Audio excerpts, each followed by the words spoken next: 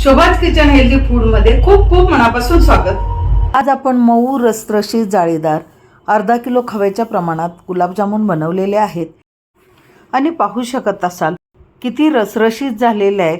पाक अगदी आतपर्यंत पोचलेला आहे, त्याचप्रमाणे मऊ लुसलुशीत आणि जाळीदार झालेले आहेत। अर्धा किलो माव्यापासून आपण हे गुलाबजामुन बनवलेले आहेत। व्हिडिओमध्ये घेतलेल्या प्रमाणामध्ये 70च्या आसपास मध्यम साईजचे गुलाबजामुन बनतात। चवीला अप्रतिम लागतात।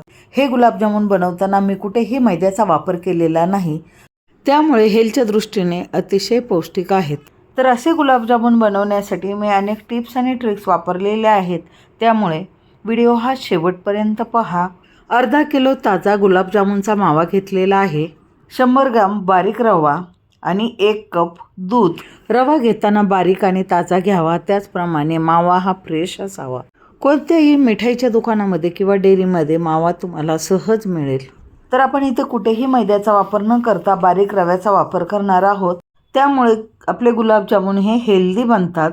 तर एक मोठी वाटी घेतलेली आहे, त्यामध्ये 100 ग्राम बारीक रवा टाकला आणि आता हे दूध लागेल असं टाकायचं। 1 कपभर दूध घेतलेलं आहे आणि जसं लागेल असं दूध टाकत रवा हाताने हलक्या हाताने मिक्स करायचा आहे। थोडं थोडं दूध टाकायचा, अंदाज घेत घेत टाकायचा आहे, एकदम जास्त न टाकता जेवढं रव्यात बसेल तेवढंच दूध टाकायचं। मला बरोबर 1 कप दूध लागलेलं आहे आणि अशा प्रकारे रवा हा भिजवून घ्यायचा आहे व्हिडिओमध्ये दाखवल्याप्रमाणे आणि अर्धा तास भिजू द्यायचा आहे। अर्धा तास भिजल्यामुळे येथील पाणी शोषलं जातं, त्यामुळे रवा थोडा तुम्हाला पातळ वाटला तरी काही हरकत नाही। अर्ध्या तासानंतर तो एकदम घट्ट होतो। दुधात रवा भिजवल्यानंतर अर्ध्या तासासाठी झाकून ठेवला। रवा भिजतोय तोपर्यंत पाक करून घेऊया। तर एक पसरट जाड तळाची कढई घेतलेली आहे, त्यामध्ये 2 मोठे कप साखर टाकली। वजनी म्हणाल तर बरोबर 450 ग्राम आहे। त्यानंतर त्याच कपाने 2 कप पाणी टाकलं आणि मिश्रण हे ढवळून घेतलं आणि गॅसवरती उकळायला ठेवलं। याचा 1 तारी किंवा 2 तारी पाक न करता फक्त मिश्रण हाताला चिकट लागेल एवढंच उकळून घ्यायचं आहे आणि पाक बनवून साईडला ठेवून द्यायचा आहे।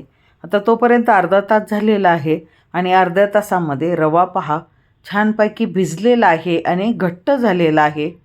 पहा अशा प्रकारे आणि मऊ झालेला आहे। हाताने मूठ वळली तर अशा प्रकारे मूठ वळते। एका मोठ्या ताटामध्ये खवा घेतलेला आहे, खवा मोकळा करून घ्यायचा आणि खवा मोकळा झाल्यानंतर अगदी चिमूटभर खायचा सोडा टाकायचा आहे। यामुळे गुलाबजामुन हे जाळीदार होतात। भिजवून घेतलेला रवा थोडा थोडा करून मिक्स करायचा आहे। जसा माव्यामध्ये बसेल तेवढाच भिजवलेला रवा घालायचा आहे। तुम्हाला रवा घालायचा नसेल तर तुम्ही मैदाही घालू शकता किंवा गव्हाचं पीठही वापरू शकता। समजा तुम्ही आणलेला मावा हा थोडा पातळ असेल तर कोरडा रवासुद्धा घालू शकता। तर अशा प्रकारे गुलाबजामुन बनवण्यासाठी आपलं बॅटर तयार झालेलं आहे। त्यातील थोडंसं बॅटर घेऊन ज्याप्रमाणे आपण करंजीसाठी गोळ्या करून घेतो त्याचप्रमाणे रोल करून घेतलेला आहे आणि चाकूच्या साह्याने कापून घ्यायचं किंवा तुम्ही हातानेही करून घेतला आणि कापून घेतला ना तर गुलाबजामुन पटापट होतात, त्याशिवाय एकसारख्या साईजचे होतात। आणि हाताने असं दाबून पाहायचं, आपला गुलाबजामुनला कुठेही क्रॅक जात नाही। जर समजा क्रॅक जात असतील तर पुन्हा थोडंसं दूध घ्यायचं 1-2 चमचे आणि पुन्हा पीठ हे छानपैकी मळून घ्यायचं। तर अशा प्रकारे मी गुलाबजामुन केलेलं आहे। आणखी दुसरी पद्धत म्हणजे असा चमचा असतो आणि चमच्याच्या साह्याने आणि मग त्यापासून गुलाबजामुन बनवायचा। तर अशा प्रकारे केल्यानंतर सुद्धा गोळे एकसारखे होतात, म्हणजे अगदी तुम्ही 1 किलो 2 किलो 3 किलोचे गुलाबजामुनसुद्धा एकसारख्या आकाराचे बनवू शकता। महत्त्वाची टीप म्हणजे एकदम सगळे गुलाबजामुन न करता थोडेसे गुलाबजामुन करा, तळून पहा आणि नंतर गुलाबजामुन बाकीचे करा।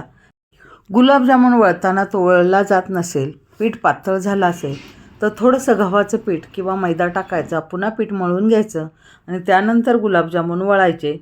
ही महत्त्वाची टीप आहे। गुलाबजामुन तळण्यासाठी मी शुद्ध तुपाचा वापर केलेला आहे, म्हणजे साजूक तूप वापरलेलं आहे। तुम्ही त्याऐवजी तेल किंवा डालडाही वापरू शकता, तुम्हाला ज्याप्रमाणे आवडत असते त्याप्रमाणे तेलाचा किंवा तुपाचा वापर करायचा आहे। तूप मध्यम गरम झालं की मग गुलाबजामुन टाकायचे आहे। फार कडकडीत तूप झालं तर गुलाबजामुन हे वरून भाजल्यासारखे वाटतात आणि आतमध्ये कच्चे राहतात। तर ही महत्त्वाची टीप आहे। तेल गरम झाल्यानंतर एक एक करून गुलाबजामुन सोडायचे आहे आणि फार गुलाबजामुन न टाकता जेवढे तुपामध्ये किंवा तेलामध्ये बसतील तेवढेच गुलाबजामुन टाकायचे आहेत. म्हणजे गुलाबजामुन हे फुलतात, जाळीदार होतात. खूपच जास्त गुलाबजामुन टाकले तर तुपाचं किंवा तेलाचं टेम्परेचर कमी होतं आणि गुलाबजामुन हे एकमेकांना चिकटतात किंवा विरघळतात. म्हणून गुलाबजामुन हे तेलात बसतील एवढेच टाकायचे, थोडीशी जागा असू द्यायची. आता पाहू शकत असाल गुलाबजामुन हे गोल्डन कलरचे होत चाललेले आहे. गुलाबजामुन तळताना झाऱ्याने हलवत हलवत तळायचं आहे, जेणेकरून गुलाबजामुन हे चारी दिशेने म्हणजे सर्व बाजूने तळले जातील. आणि पाहू शकत असाल अशा प्रकारे गुलाबजामुनला रंग आल्यानंतर गुलाबजामुन हे काढून घ्यायचे आहेत.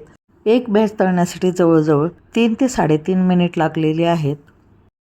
दुसरी महत्त्वाची टीप म्हणजे गुलाबजामुन तळताना मध्यम आचेवर तळायचे आहेत आणि झाऱ्याने सतत हलवत हलवत तळायचे आहेत. म्हणजे गुलाबजामुन हे एकसारखे तळले जातात, मध्ये कच्चे राहत नाहीत. छानपैकी कलर आलेला आहे. हलका ब्राऊन कलर आला की गुलाबजामुन काढून घ्यायचे आहेत. अगदी गोल गरगरीत टम्म फुगलेले गुलाबजामुन तयार झालेले आहेत. एक फोडून दाखवते तर पहा, अगदी जाळी सुटलेली आहे. म्हणजे आपला गुलाबजामुन कुठेही कच्चा राहिलेला नाही. अशा प्रकारे मी सर्व गुलाबजामुन तळून घेतलेले आहेत. पुन्हा अजून एक गुलाबजामुन, असे सर्व गुलाबजामुन आपले अगदी जाळीदार झालेले आहेत.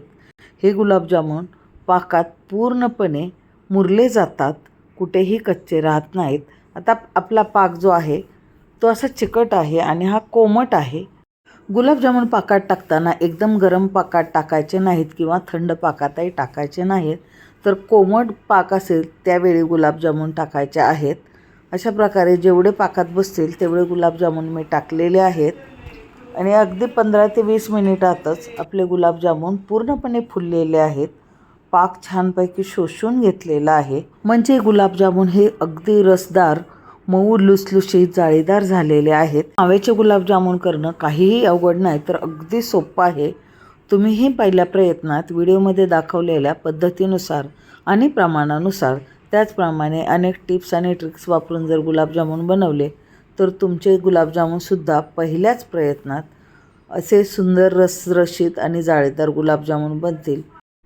मग आवडली ना माव्याच्या गुलाबजामुनची सोपी सुटसुटीत रेसिपी? जर आवडली असेल तर नक्की करून पहा. वेळात वेळ काढून व्हिडिओ पूर्णपणे पाहिल्याबद्दल धन्यवाद. पुन्हा भेटू अशाच नवीन आणि टेस्टी रेसिपीमध्ये. तोपर्यंत बाय, टेक केअर.